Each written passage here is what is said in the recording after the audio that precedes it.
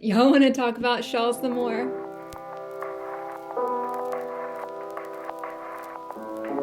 Hey folks, it's Mary, aka MercyTriumphs, and this is Slow Crochet.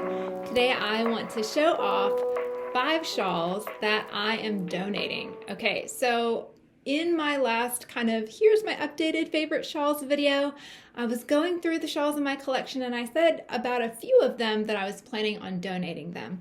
So those ones, I'll have that video linked below, and I've also created a whole shawls playlist. So those are not going to be included in this video. What I'm going to show are 5 different pattern shawls with different yarns that I've made over the past, however, probably about the past year, right? Because when I donate things, whether it's hats or scarves, or shawls or whatever it is, pieces of crochet, I usually do that in the winter. So before I get into the shawls, let me talk really briefly, because several people tend to ask me in the comment section, where do I donate my shawls? There are always places that people talk about online that I don't have a lot of familiarity with. Places like Warm Up America. You can look online. I'm sure there's lots of videos here on YouTube talking about places that you can donate handmade goods. But I have found for myself that I want to donate locally, and I found a couple of things are really helpful. Number one, there is a church that is near me that I have some friends that help run the food pantry there. And in addition to the food pantry, they also have like a clothes closet. They just have things on hand for families in need. And I have donated things there in the past and they've been so appreciative of it. So maybe you could reach out to some local churches or find out from local food pantries or maybe homeless ministries or missions, things like that, and see if they accept homemade, handmade donations. That would be one thing. Another thing is you can check with your local police precinct. A lot of times, especially around the holidays, they will have things on hand like maybe toys for children when they have to go into some of those really heartbreaking calls. But police officers so often are trying to make sure that people understand that they are here to help. And part of what they can offer is maybe a handmade something, maybe an amigurumi, maybe a shawl to an elderly person, and they've come in because that person has fallen and they're part of the emergency crew that's come to help. So I would check with your police precinct. You can also check with people that run the local community center. And then again, going back to the police precinct thing, if they don't take donations directly, they might be able to let you know who does. Or maybe even you might want to make something for your officers. That might be encouraging to them. Nursing homes are also a good place that you can check in with, and just be brave and be bold and give them a call, see what happens. You never know. I think especially with shawls in general would be pretty well received. I will say that you probably want to use some materials that are more easily washable, just because in a nursing home situation or even in a hospital situation, you're going to need to have things that are easy care for those people there. So those are my thoughts in terms of where you can donate. Now, let me show you what I am actually donating now. It's not just these shawls. I also have hats and things that if I need a quick project to do, I'll make one up and I'll just set them aside for when the winter months come and I know that there's places that I will locally donate. So shawls. I'm going to start with a very basic one, and that is a granny stitch shawl. I don't even think I followed a pattern for this, or if I did, it was, I don't know. It was really simple, but it's a very straightforward granny stitch shawl. I made it using some cotton, some 4-weight cotton. I think it was a Hobby Lobby clearance, and so that's how I selected these colors. So they're not colors I maybe would have thought to put together initially. That mustardy yellow is really, really different there. That kind of mauvey pink, and then that really bright aqua blue, and then the kind of blended grays and whites in that variegated there at the end. I've actually really loved having this shawl, but you're gonna find the common theme of why I'm donating them. Number 1, shape. Number 2, color. That's it. So these are the ones that I'm donating. And this one, again, straightforward granny stitch shawl. Absolutely love it. I loved working it up in cotton. That means it was wonderful for like a layering piece over the summer, or if I'm going to the beach, it's kind of a nice cover up, which, spoilers, I didn't go to the beach, y'all. I live in landlocked Tennessee, but I'll go to the lake. So that would be a great shawl to have just for a lake day, something casual. But it could also kind of crunch up and be nice and cozy as well. There's so many different things that you can do when you're wearing a shawl, as you see in my videos. So yeah, and also, by the way, if you have a way that you love to wear a shawl that I haven't shown, please do let me know in the comments below. So anyway, that's shawl number 1, is just your straightforward granny stitch shawl. That one is being donated. The next one that is being donated is I think it's called Helianthus anus. It's the scientific name for a sunflower. And that is this shawl here. I wasn't really planning on making this shawl, but it was one that I had seen for a while in Ravelry, and I was actually issued a challenge, or rather Gary from Urban Yarns issued a challenge. He does these from time to time, and I absolutely love them when I can participate. But he did like a rainbow fade challenge, where you use your yarn and you decide on a pattern and you use the rainbow that you choose to make a project. So I chose these 4 colors of Premier, and I thought that they faded really beautifully together. I don't remember the exact type of Premier yarn it was, but it's their equivalent of Caron Simply Soft. Couldn't tell you the names of the colors, but I do know it's 100% acrylic, and it is that 4 weight. Now, this shawl ate so much more yarn than I realized. I thought it was going to be a lot drapier, a lot longer, but it is ever so slightly more than a half circle. So it is quite big. It's not exactly like your trapezoid shawl or like your half hexagon, but it's kind of in that same vein. And I think it could have eaten more yarn too if I had followed the pattern more precisely, because I think you do in the actual pattern make little puff stitches here that emulate or represent the sunflower seeds. I think I just did like double crochet 2 together or something like that, a smaller cluster than the larger puffs, and that way it didn't take so much yarn. But I did use pretty much full skeins of yarn and just one of each color, and you can see how that played out. So I think it's really pretty. I hope someone will stay really nice and cozy and warm with it. It is nice and thick, it's good and drapey, and again, it's that acrylic, so it's easy care, so hopefully someone will really be able to enjoy that in the future. Would I make this particular design again? I think probably not for me, because the way that it fell just doesn't make a lot of sense for my lifestyle right now. I think if I were gonna make something this thick, I would want it to be very long and almost like an elvish cloak, you know, go very Renaissance festival, very high fantasy, that kind of thing.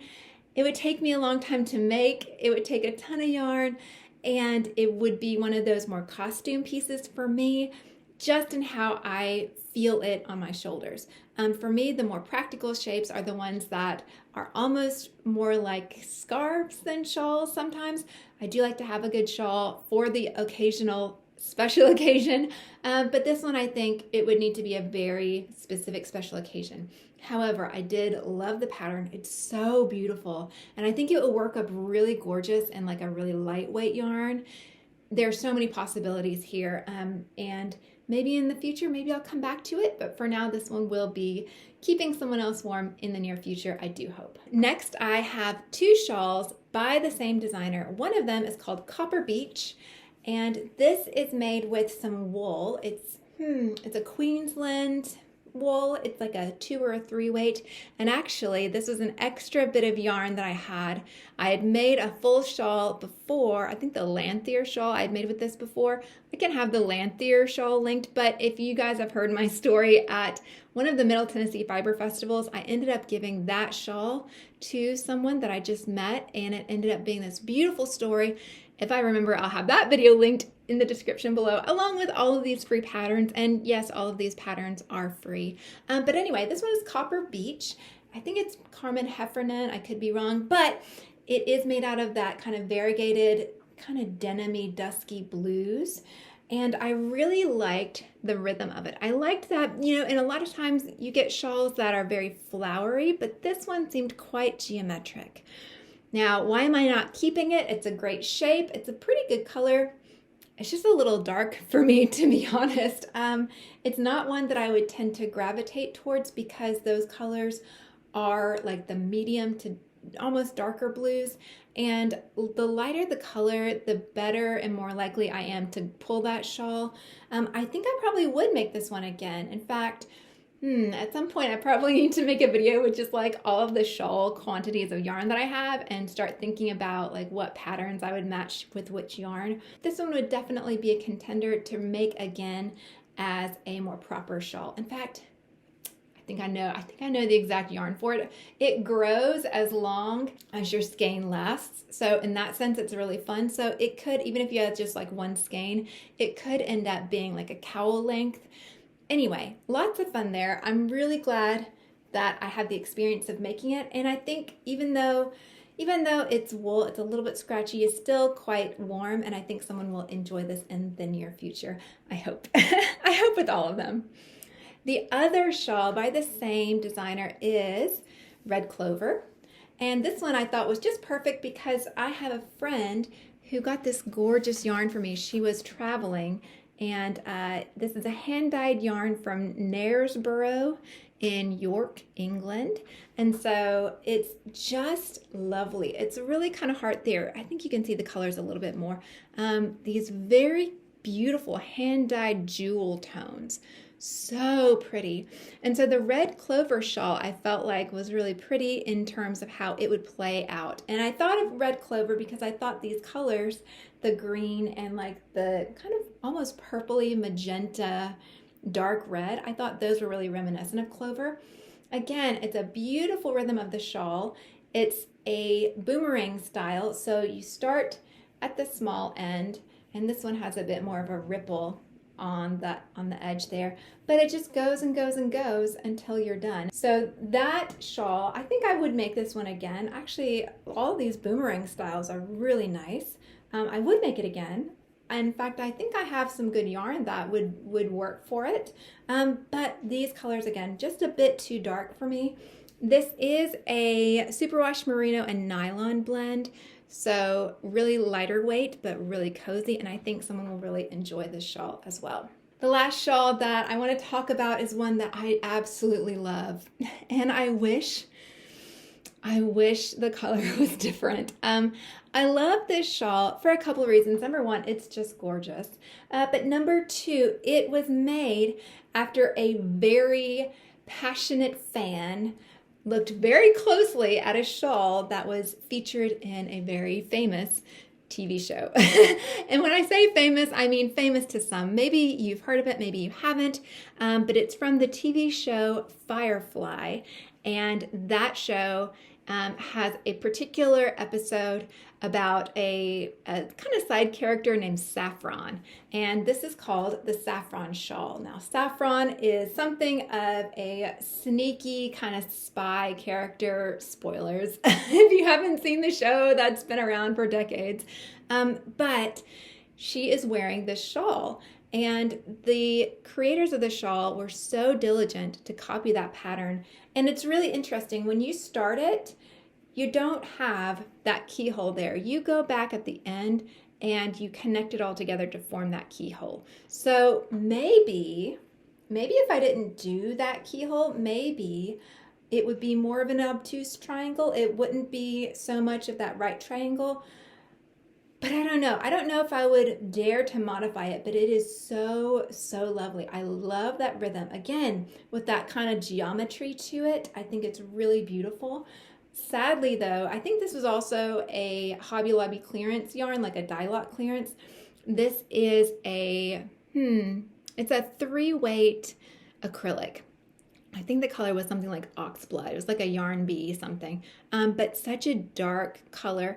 And I could justify it as like a Christmas shawl, but spoiler, even as I'm recording, I have a Christmas shawl that I just finished, and it's in much lighter colors, and it's blocking right now.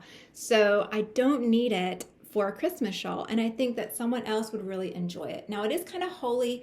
It might not be as warm as something that's a little bit thicker, but I think it's so lovely, and I think someone will really love it and hopefully treasure it and be blessed. I do put a lot of love in these shawls that I make, really in everything that I make.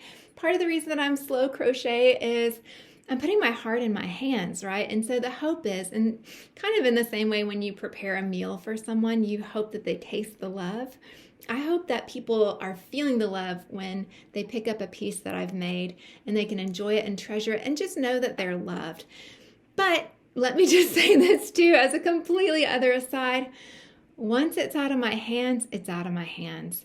I have had people who they just didn't even realize it. I've made them beautiful pieces and they've said, oh, I gave that to the dog. The dog just loves it. And yeah, that hurts, but also my heart is complete in the giving.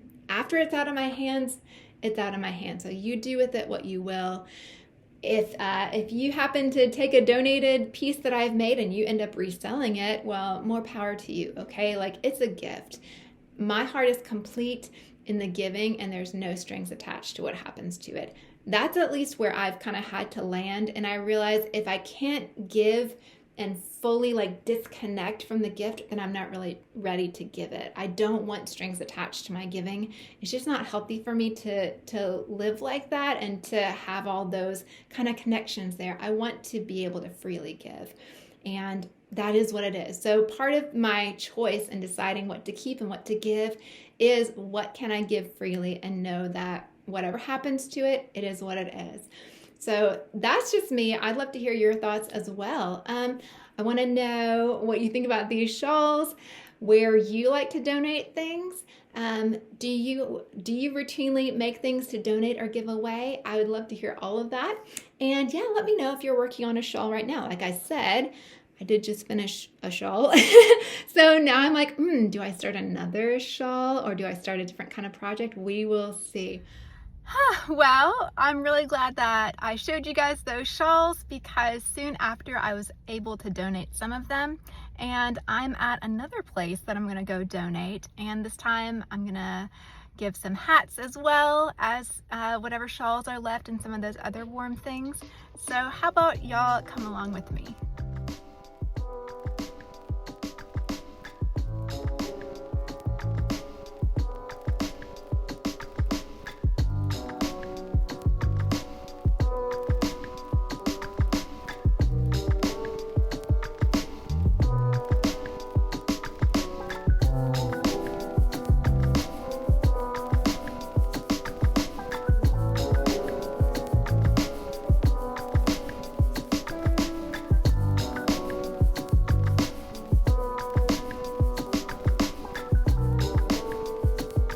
Anyway, thank you guys so much for hanging out with me as I ramble about shawls that I've made, things that I'm excited about, and crochet. Y'all, thank you for everyone who comments and likes. Thank you for all of y'all newer folks that have come around and subscribed recently. I really do appreciate you. Thanks for all the ways that you've encouraged me on this YouTube adventure. If for whatever reason, I'm not your cup of tea, thank you so much for listening this long. I really do appreciate you. You could have been anywhere, but you chose to be here, so thank you. And yeah, I do hope I'll see you again soon.